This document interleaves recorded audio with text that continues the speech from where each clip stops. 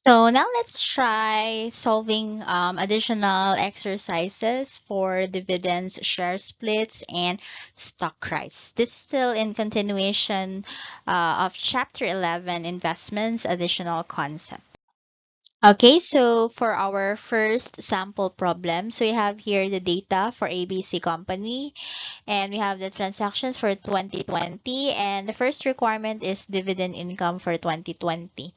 So let us recall that there are only two forms of dividends that generally recognized as a dividend income. So ano nga uli yun? Una, yung cash dividend, at siya yung pangalawa, property dividend. So therefore, out of these transactions, ito lang yung merong dividend income. But before we will arrive to that, let us check the previous niya na transaction. Kung pwede bang ma-change yung magiging cash dividend natin. Remember that the cash dividend is on a per share basis. So let's check kung yung previous ba na shares natin wala bang na change. Kailangan nating i-compute yung tamang number of shares.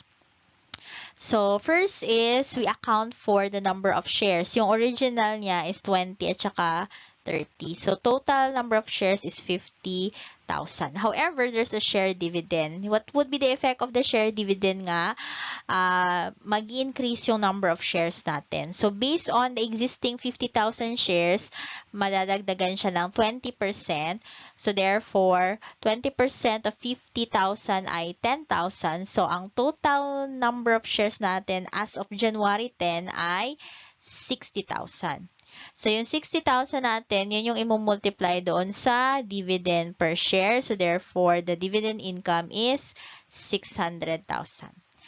Ma'am, bakit sinali mo yung share dividend? Wala naman dapat na dividend income, di ba? Kung share dividend. Share dividend is relevant to get the dividend income dahil the share dividend will increase the number of shares. And remember, the cash dividend natin ay dependent on the number of shares. Kaya kailangang i-consider yung share dividend. Pero the 20% mismo will not be recognized as really a dividend income. Only the cash dividend will be recorded as dividend income. So the entry would be cash dividend and credit dividend income.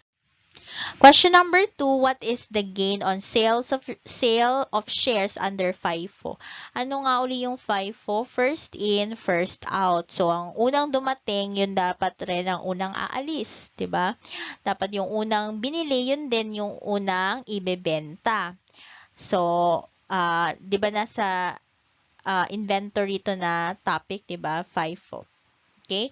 So, how do we determine the gain on sale? So, saan ba related tong gain on sale? Dito sa December 10 transaction. Nagbenta kasi ng 30,000 share na tag 125. So, para makuha yung gain on sale, kailangan mong i-compute yung natanggap mo na bayad galing sa buyer at yung cost nung shares na binenta. Okay, so papaano yun? So, using FIFO approach, kailangan nating alamin yung cost niya. So, ito yung original number of shares nung June 1 at saka yung December 1, 20 and then 30. And then, may share dividend tayo na 20%. Let's remember na December 10 siya nagbenta. So, meaning, lahat ng mga transaction dito, pwedeng makaapekto doon sa costing ng shares. So, balik ulit tayo, di ba may original siya na 20 at 30. Nung nag-share dividend, isa-isa nito, nagkaroon rin ng additional na 20%. So, 20% nung 20,000 ay 4,000 at saka 20% nung 30 is 6,000. So, therefore, yung total number of shares dito, pag i-total mo siya, katulad nung kinompute natin kanina na 60,000. Okay? So, pasensya sa handwriting. Okay? So, dahil yung binenta natin is 30,000 lang, kailangan nating alamin kung saan natin kukunin yung 30,000. So, remember, it is FIFO. So, yung una nating ibebenta is coming from dun sa unang stock natin ng shares. So, ano yung unang stock natin ng shares? Yung binili nung June 1. Ilan ba yung total nun? 20 ba?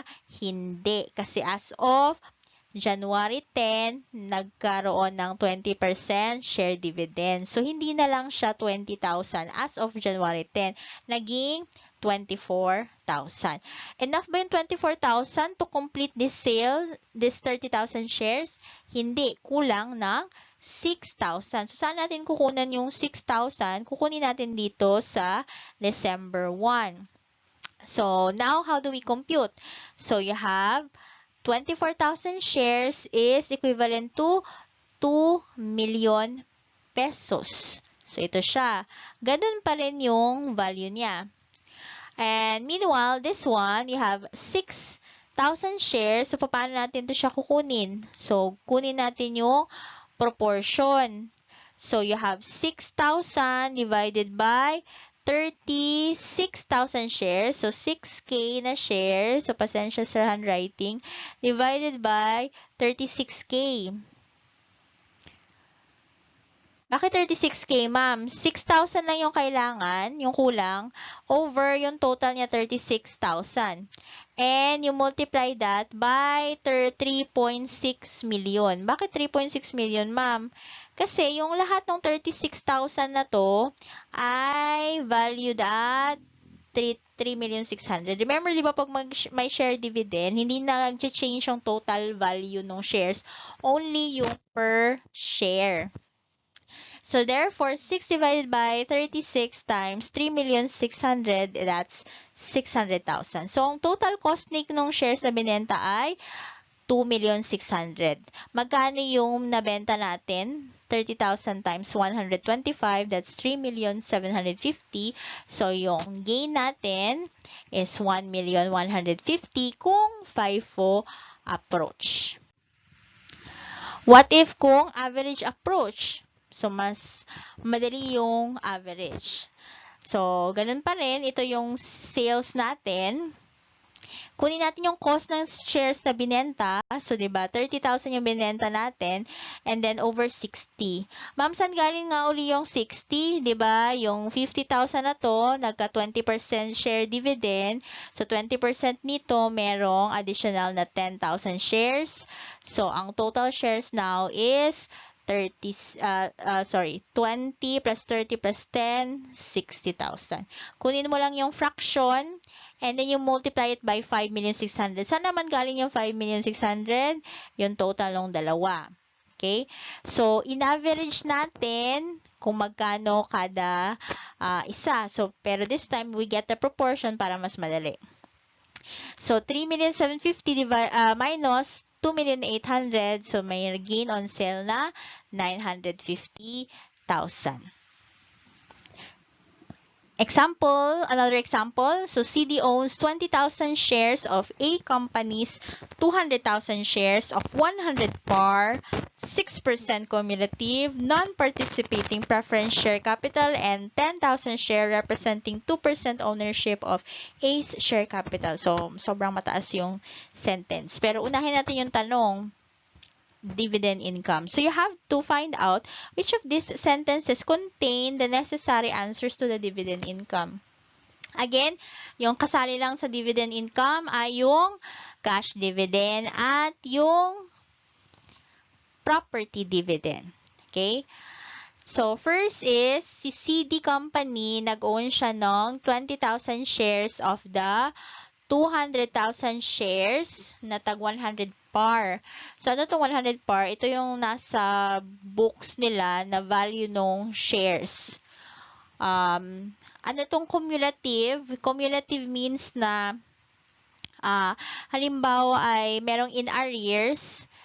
Ano naman yung in arrears, ma'am? May dividends in arrears. Yung dividends is nag-accumulate siya. So, meaning yung mga past na dividends na hindi pa nabigay, masasali siya sa current year. Pag tinawag natin cumulative, halimbawa may 2 taon na hindi na distribute yung dividends, yung 2 taon, plus yung current, yun yung kailangan nating ibayad dun sa mga shareholders. Halimbawa na mamimigay tayo ngayong taon. Pag non-cumulative siya, wala na yung past years. Yung ibibigay mo lang ay yung current year. Okay? Ang non-participating means yung excess niya, hindi na magpa-participate or hindi nakasali yung preference shares. Kasi pag namigay ng dividends yung company, unang binibigyan yung preference. Tapos yung excess or yung sobra dun sa dividends, paghatian ng lahat ng ordinary shareholders. Pag participating kasi siya, bibigyan ng share yung preference, bibigyan ng share ng dividend yung ordinary. Tapos, yung excess is hahatiin pa rin nung preference at nung ordinary. Pero balik tayo, pag non-participating siya, yung excess, hindi na makaka-receive pa yung preference shares. Kaya nga non-participating, hindi na siya kasali. Okay? So, 20,000 out of the 200,000. So, yung ownership niya is 20 divided by 200.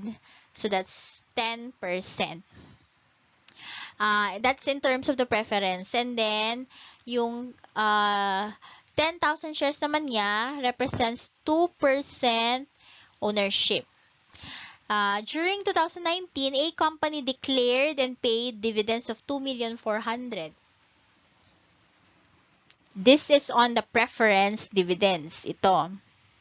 And no dividends were declared or paid during 2018.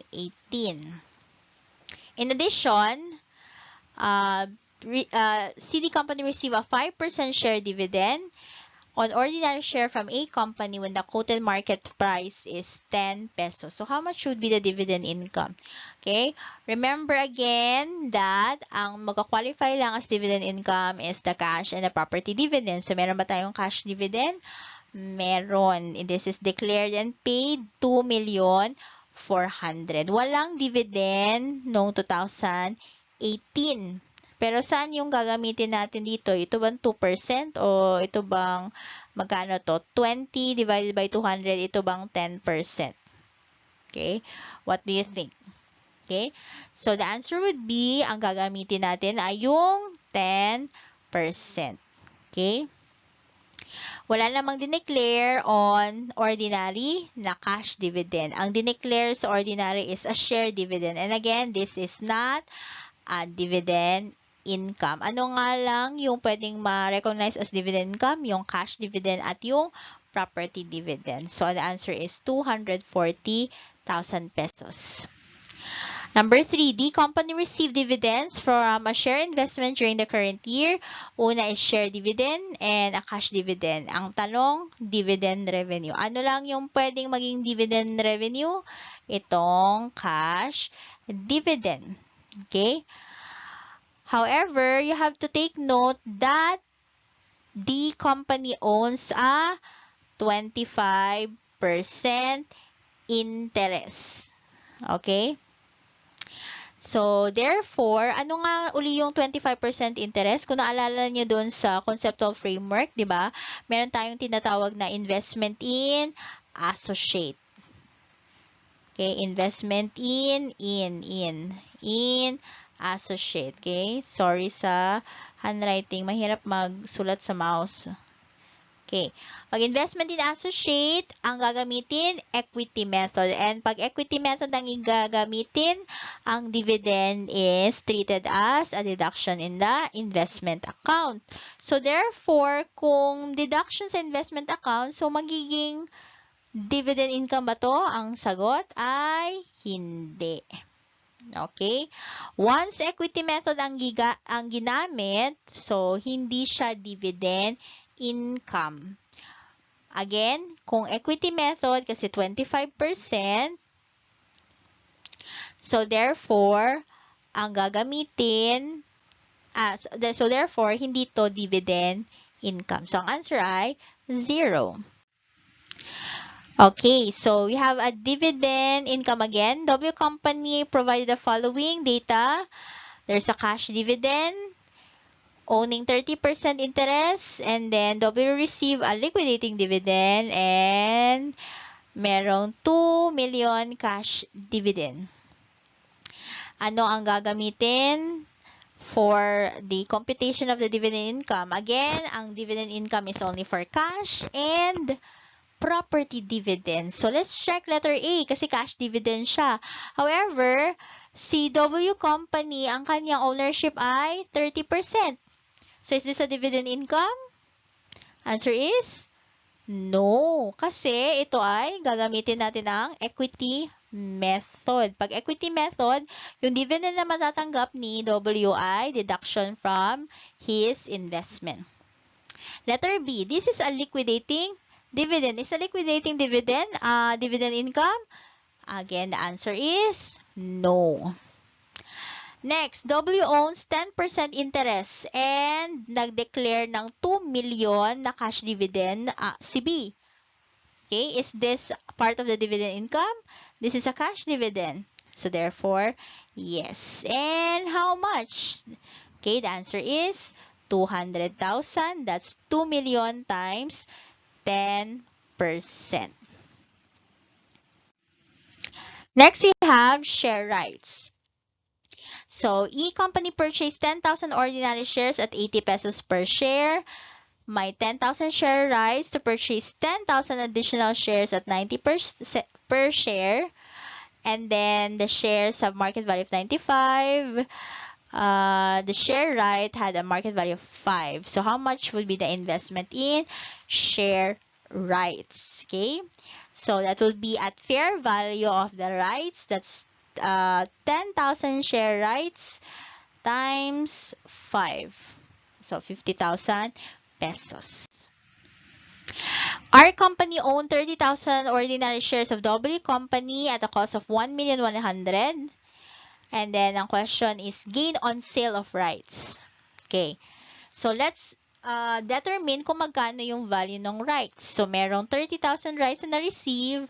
And this entitles one to buy one share at 45. Market price is 50. Market price of the rights is 10. And binenta 450 less 10,000 commission. Okay? Magkano ang gain? Answer is 140. So, get first the proceeds. Yung benta is 450 minus the commission. Net proceeds is 440. Magkano yung rights? Yung binenta ay 30,000 rights na ang fair value niya ay 10 pesos. So, 300,000. The gain on sale is 140,000.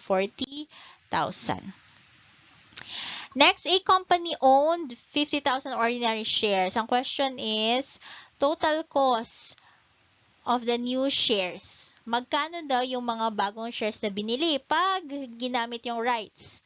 So, ulitin, merong 50,000 for 120 per share. Then, on August 30, B distributed 50,000 rights to A. And A is entitled to buy 1 share for every 2 rights. So, isa yung pwedeng bilhin sa dalawang rights. Ulitin natin, how many rights yung binigay? 50,000. So, on August 30, each share had a market value of 130 and each right is valued at 20. So, magkano daw yung bagong shares? Ano yung, hindi pa magkano. Magkano yung total cost or yung nagastos sa bagong shares? So, that would be the cost of the rights. So, ang nagamit na rights ay 50,000 at 20 pesos. And then, yung nagastos natin for the new shares, that's 25,000 times 90. So, the cost of the new shares, yung total nating nagamit is 3,250,000. So, yung nagastos natin to buy new shares is 3,250,000 pesos. Okay, so question is, what is the cost of new investment if all stock rights are exercised by the investors? So we have here 4 share rights to subscribe for 1 share at 100 pesos. So there are 50,000 shares owned by J Company with a total cost of 5 million, and then the share is quoted right on. Okay. So therefore, uh, how many rights would be needed to buy 1 share? You will need 4. So these are your stock rights. So remember that if the problem doesn't states how many stock rights or share rights, the rights is equivalent to the number of shares. So since may 50,000 shares siya, so merong 50,000 rights. So now, let's compute kung magkano yung total cost of the investment. So first is we have to get the theoretical value of the rights kasi hindi given yung fair value. Ang big given lang, share, right on. So yung value ng share na may rights. Pero hindi natin alam kung magkano yung share without the rights. So i-compute natin gamit itong formula. So the theoretical value is equivalent to 5 pesos. Applying the formula, substituting the needed na items. And then the cost of the rights is 50,000. Bakit 50,000 yung rights, ma'am? Kasi again, pag walang in-indicate kung ilang number ang rights, the number of rights is equivalent to the number of existing shares. So 50,000 times 5 pesos, 250,000. Magkano ba yung nabayad? So, ilan yung stock rights natin? 50,000. Bakit nga uli 50,000 yung stock rights? Kasi may 50,000 na shares. So, pag hindi given yung number of stock rights, so yung stock rights is equivalent to the number of the existing shares. So, ulit, diba, to buy 1 share, kailangan ng 4 shares or 4 stock rights. So, 50,000 divided by 4. So, ang number of shares na nabili ay 12,500. Magkano nga yung exercise price or subscription price? 100. So, ang total na nagasto or nabayad for the shares mismo is 1,250,000. Pero yung lahat ng give up to buy these shares is total of 1,500,000. Assume all information is the same except that the market value of the X rights is 125. What is the cost of the new shares if all the stock rights are invested by the investors? Okay? So, assuming na market value is X rights. Okay? Hindi siya right on. Ito lang yung difference. Okay? So, therefore, we will use another formula. Ito siya. Pagkakaiba niya is yung denominator, 'di ba? Yung kanina is number of shares number of rights to purchase 1 share plus 1. Ito walang plus 1. Okay, substitute your theoretical value is 6.25. The same process, you multiply, you get 312,500 and then multiply again 1,250,000. The total cost is 1,562,500. Okay, next is on share splits. You are given here the information for W company. You have 4 requirements. Compute the number of shares that will be distributed using a 5-4-4 stock split. Okay, let's answer first number 1. So, the number of shares before split is 80,000 shares. Papaano yun? Nakuha ito. Okay, given na siya. And then, total shares after the 5-4-4 share split. So, 5 for 4. So, therefore, you have 80,000 divided by 4. So, you have times 5. Kasi for every 4, it will be converted into 5. So, from 80, magiging 100. So, this is a split up.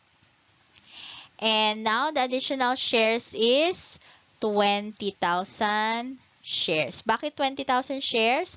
Kasi yung original ay 80, yung bago is 100. So, yung nadagdag ay 200,000 shares. Now, compute the par value after the split. So, since yung total value niya is 800,000, and then yung new shares, diba ito yung bago pagkatapos ng split, okay, new. So, therefore, yung par value niya ay 8 pesos na lang. So, kung dati 10, ngayon naging 8 kasi from 80 naging 100,000. Because of the share split. Number 3, what accounting entry will be made for this split? Okay, so this will only require a memo entry, okay, to describe what happened. So, 5 for 1 share split from 80 to 100, reduced from 10 to 8. There are now 20,000 new shares distributed. Okay, so show the stockholders equity section after the 5 for 1 stock split. So, kung i-compare natin yung total amounts, they are the same. Ano lang yung naging difference niya? Yung number of shares now, okay, from 80 to 100, and the par value from 10, naging 8, okay? But the total amounts, total par value of the stock does not change, okay? So that's the last sample problem for this discussion. Okay, see you on our next video lesson.